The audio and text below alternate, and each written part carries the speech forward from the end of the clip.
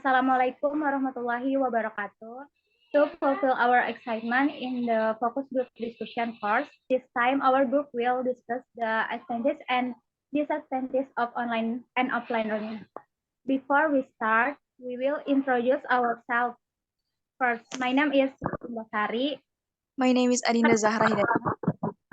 My name is Hilmah Ramatul Amalia. Guys, nowadays learning is often done online and offline. What do you think of the learning process?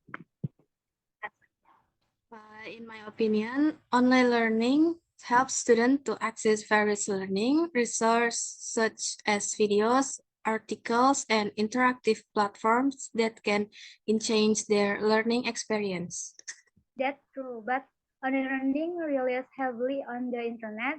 Online learning requires a stable network to running smoothly. The students often complain about being hampered by network disruption.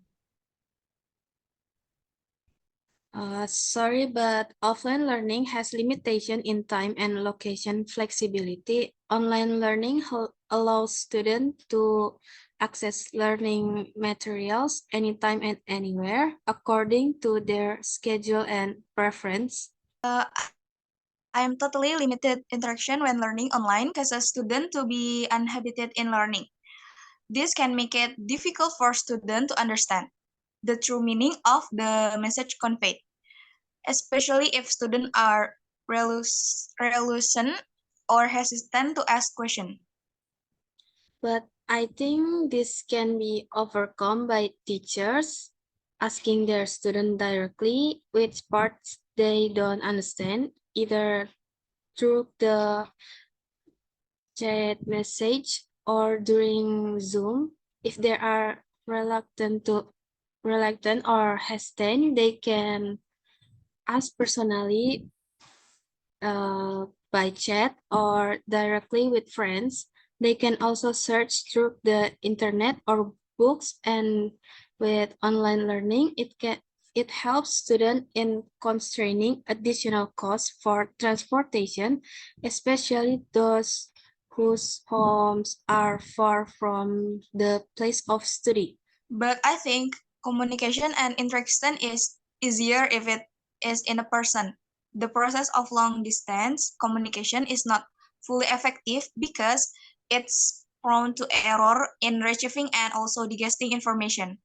So I think learning offline will be more effective because students will also find it easier to digest and understand the material delivered by the teacher.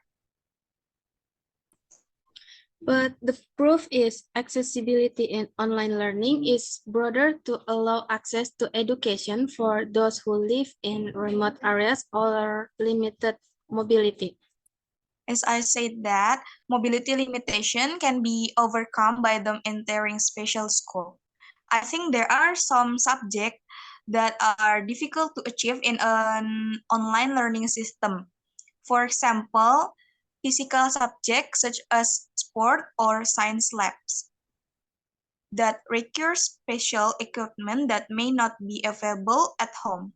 According to the result of first conduction by 5 semester students majoring in Indonesian language and literature education at IPCI Padang Sidimpuan, online learning is the best solution for teaching and learning activities in the conditions such as the arrival of the coronavirus, where the government requires everyone to stay at home or during heavy rains that make it impossible. Heavy rains make it impossible go to school.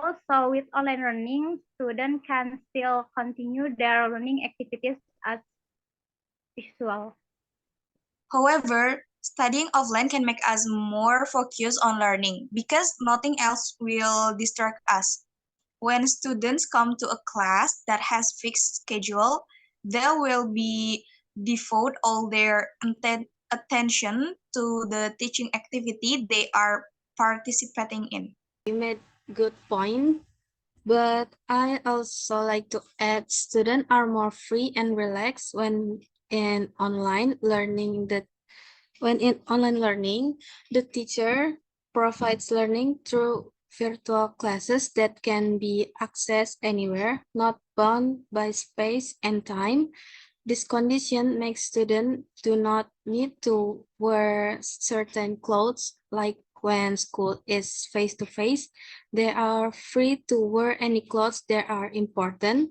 They are also free to choose a place where they feel comfortable to and also reduce tension when teaching and learning activities take place.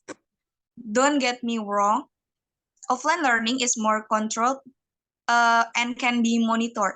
As we know, when learning online, students are not fully supervised by parents because parents also have other things to do. Therefore, students are vulnerable to really learn seriously. Moreover, online learning will always use the internet, which makes children easily access other features outside the learning topic, such as playing games. Therefore, with offline learning methods, teachers have access to supervise students during teaching and learning activities.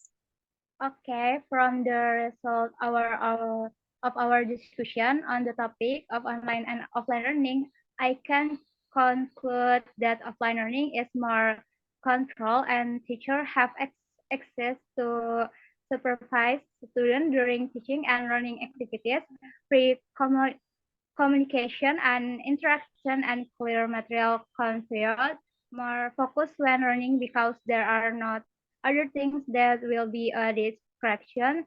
In addition, it is easier when there is practice with the help of equipment at school, whereas online learning supports several things such as more freedom and relaxation in learning, making it easier to find materials of reference from various websites. Learning activities are greatly help if there is heavy rain or other things and can also save transportation costs.